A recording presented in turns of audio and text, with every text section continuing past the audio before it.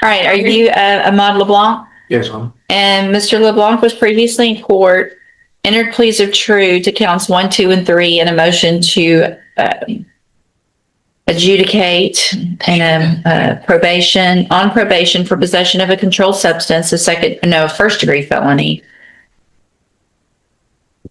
Hold on, that's not right. On probation for aggravated assault. New allegation is a possession of a controlled substance in Chambers County.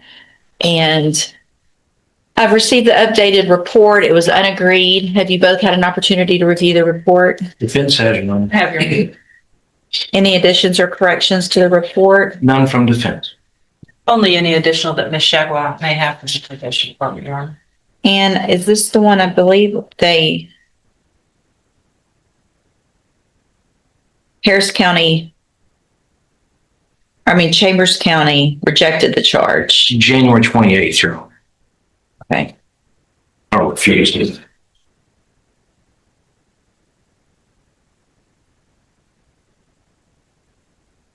And so, Mr. Lane, you may proceed with argument.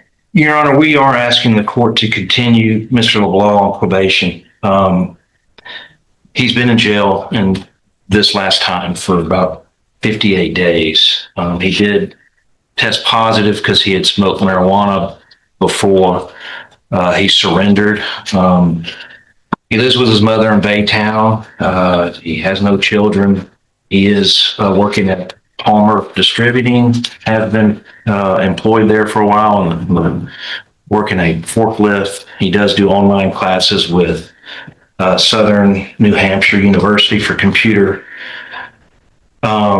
training. He does 3D modeling, and that's when he was using with the THCA that he actually got, I think, out of California online that he had sent to him.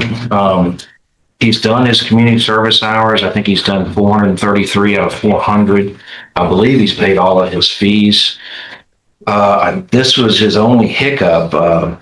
He reported his arrest, I think, the next day after his arrest. And then when the warrant came out, which was, I think, January the 20th, he hired me and then surrendered to the court, Your Honor. His mother is here. She's very, very much supportive of him, and I don't believe he'll use any more THC products.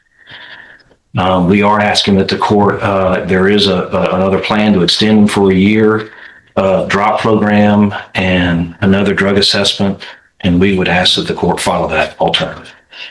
The prosecution has made a structured offer, a fixed prison term on the most serious charges, with lesser charges dismissed.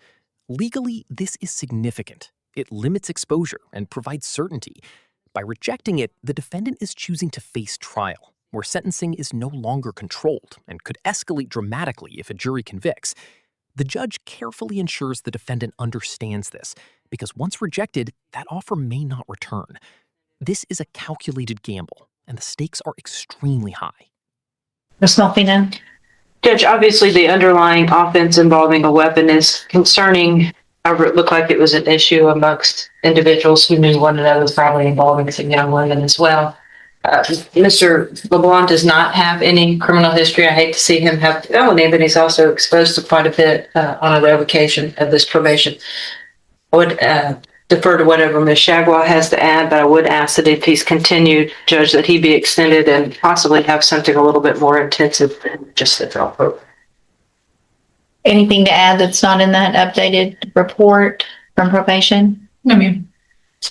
So, Mr. LeBlanc, you've done so well. Better than most you've done. So the fact that you've done all your community service, you paid your fees, you've reported like you're supposed to. Obviously, you understand that you cannot use any type of THC program, THC in any form, whether it's legal here, legal in another state. If you test positive, there's no way for us to know if it's legal or not legal. And so you're not supposed to use it. If it's going to show positive in a drug screen, then you can't use it. You understand? Yes, ma'am. All right. So what I'm going to do is find that you entered your pleas of true to counts 1, 2, and 3 freely and voluntarily. Find this counts true, find sufficient evidence to find you guilty and revoke your probation, but I'm not going to do that today. I think you've come a long way. Overall, you're almost at the end of your probation. I'm going to continue you. I'm going to extend you for 1 year. Conditions are going to be that you'll be on the high, and I don't know if he'll still be in Harris County. And so whatever they have that's comparable to what I'm ordering is what you're going to have to do. You're going to be on the high medium caseload. You'll be,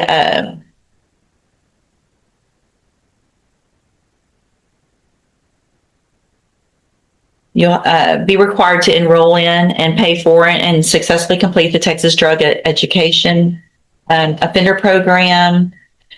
You'll obviously have to test negative. There's going to be a new substance abuse assessment done. If there's any issues that they find that you need more treatment than what we've already saying, then you'll be required to comply with whatever that is. Do you understand? Yes, ma'am. Okay.